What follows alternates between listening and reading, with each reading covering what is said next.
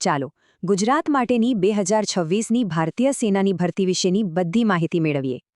જે યુવાનો દેશ સેવા કરવા માંગે છે તેમના માટે આ એક સુવર્ણ તક છે। તો ચાલો સૌથી પહેલા જોઈએ કે કઈ કઈ પોસ્ટ માટે અરજી કરી શકાશે। જનરલ ડ્યુટીથી લઈને ટેકનિકલ સુધીની પોસ્ટ છે અને દરેક માટે લાયકાત પણ અલગ છે। હવે સૌથી અગત્યનો સવાલ લાયકાતનો। ચાલો એના માપદંડો પર એક નજર કરીએ।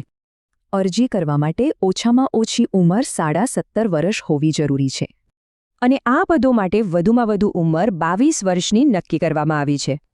એટલે કે જન્મ તારીખ 1 જુલાઈ 2005થી 1 જુલાઈ 2009ની વચ્ચે હોવી જોઈએ। ઊંચાઈની વાત કરીએ તો ઓછામાં ઓછી 168 સેન્ટીમીટર જરૂરી છે।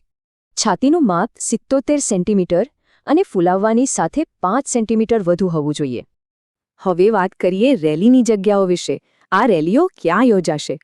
ભરતી રેલીઓ જામનગર, રાજકોટ, કચ્છ અને બીજા ઘણા શહેરોમાં યોજાશે। ચાલો હવે અરજી માટે જરૂરી ડોક્યુમેન્ટ્સ અને ફી વિશે પણ જાણી લઈએ। અરજી માટે આધાર કાર્ડ, માર્કશીટ, ફોટો અને સહી જેવા ડોક્યુમેન્ટ્સ તૈયાર રાખવા।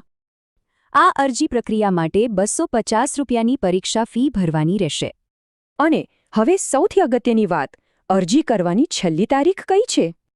ફોર્મ ભરવાની છેલ્લી તારીખ છે 1 એપ્રિલ 2026। આ તારીખ ખાસ યાદ રાખજો।